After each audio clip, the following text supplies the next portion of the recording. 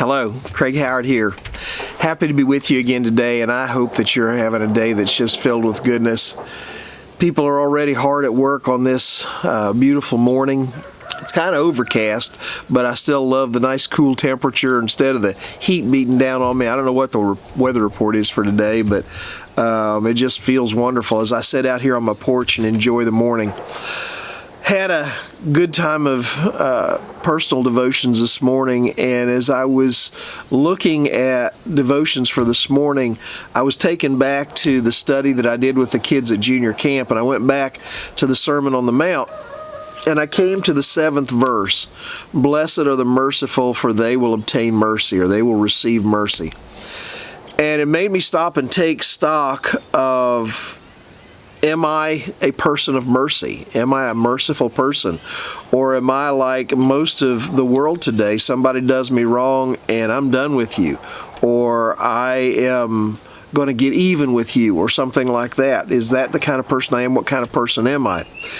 And so I was doing some research at one of my favorite websites to just think about things and make me think a little bit. And I ran across an article where in 2005, a magazine by the name called BelieveNet had honored a lady by the name of Victoria. She was 45 years old, honored her for being the most inspiring person of that year. And the reason she was so inspiring, what made her so inspiring, was her willingness to show mercy. In 2005, Victoria was driving down the road, minding her own business up in New York State. She was on her way to her niece's recital, and I think it was recital. Anyhow, her niece's voice recital, and there was another car that she was coming up on.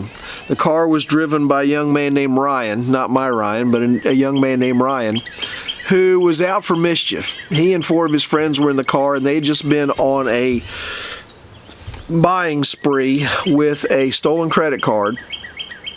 And of all things, one of the things that they bought was a frozen turkey, a 20-pound frozen turkey. And as they were driving down the interstate, or driving down the road, they decided they were just going to toss this turkey into oncoming traffic. Well, guess whose car they hit? It smashed through Victoria's windshield, hit her in the face, busted her face all up, caused her to, obviously, to wreck her car. She was rushed to the hospital and went through multiple surgeries to reconstruct her face and to save her life. Amazingly, she did survive. She went through a painful rehabilitation, but she was well enough when it came time for Ryan's sentencing. He was caught and he was arrested. She showed up at his sentencing, and at his sentencing, she pled with the judge to show mercy. She pled on his behalf. And here's what she had to say. I think it's worth listening to. I want to read it to you because I think it bears hearing. She says, "Despite all the fear and pain I have learned from this horrific experience, I have much to be thankful for. Each day when I wake up, I thank God simply because I am alive. I sincerely hope that you," speaking to Ryan, "I sincerely hope that you have also learned from this awful experience, Ryan. There is no room for vengeance in my life. I do not believe that a long, hard prison term would do you or me or society any good." Ryan, who wept, expressed incredible remorse for his actions.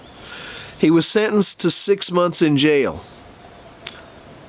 He could have gotten 25 years. But Victoria's impassioned, tearful, merciful statement on his behalf swayed the judge. She added at the end of her statement, "I truly hope that by demonstrating compassion and leniency, I have encouraged you to seek an honorable life. If my generosity will help you to mature into a responsible, honest man whose graciousness is a source of pride to your loved ones and your community, then I have done well. In that case, I will be truly grateful, and my suffering will not have been in vain. Wow, what a statement. And then she ends with, Ryan, prove me right.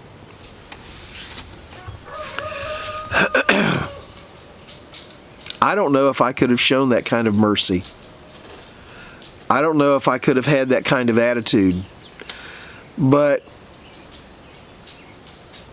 I know that if I had been Ryan sitting in that courthouse, and somebody who I had wounded so terribly and done such dishonor to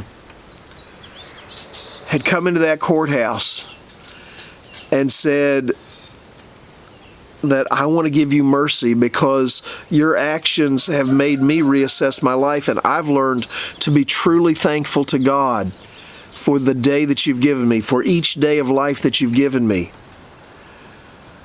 I think it would have broken me just like it broke him. I hope that in this world that we live in now, I hope in this time, in this day, that a couple things are true in your life. Number one, I hope that you're thankful for your life. To the kids from Camp Galilee who may be watching this, I want to say to you, be thankful for the life God has given you today. Victoria was 45 years old. She could have been 15. Well, she wouldn't have been driving if she'd been 15, but something still could have happened to her. A crazy thing. Who'd have expected a frozen turkey to come flying through a windshield in a car that you're riding in? But it did. Crazy things happen all the time, and it just reminds us that we shouldn't take today for granted, that we should be thankful, and that we should be thankful not only for the day that we have, but for the mercy that God has shown us in granting us this day of health, this day of freedom, this day of joy, this day of opportunity. We should be thankful for all that mercy. And not only be thankful for it, but remember what the verse says, blessed are the merciful, for they shall obtain mercy. I have received mercy from God. But it's not enough to just be the recipient of mercy. It's not enough just to receive it and say, oh, this is great, I've received mercy today. I need to also be a person who shows mercy. So as you go through the day today, chances are, somewhere along the way, somebody's going to disappoint you. Somebody's going to maybe hurt you. I hope not, but somebody may hurt you today. Something's going to happen that's going to tend to want to throw your day off kilter. Show mercy. You've received mercy already today just by the fact that you have, because all of us in our sinful state don't deserve to have another day. We don't deserve the opportunities we've been given. But we've been given these opportunities to show mercy. My blind dog just walked out the door and she was getting ready to run into my camera. She's having a hard time. Oh, anyhow. I hope you have a day today where you can enjoy the mercy of God, where you can enjoy His benefits. I hope you have a day today where you can pass that on. Yesterday, I got caught in a situation where some people were offending me. And it was an offense that was of a legal nature. I had some squatters that were squatting in one of my rental houses that was empty, and they were doing damage in there, and I caught them, and I was angry. I told them to get out. Baby just hit the camera, my blind dog. I told them to get out, and they asked for mercy. They asked me to give them more time. I told them that I'd give them time to get their stuff, and they got out. I went down to tell the police that there had been squatters in the place and asked them if they could keep an eye on the place, and they said they would. Then they came down and they found the squatters across the street sitting under a like a canopy And basically what the people down the street told me is they're just waiting till everybody leaves and they're going to go back in there. And so the police showed up and we talked to them, and the police told them they're going to be patrolling the place and they're going to be watching it, and if they're caught back in there, they'd be arrested for trespassing.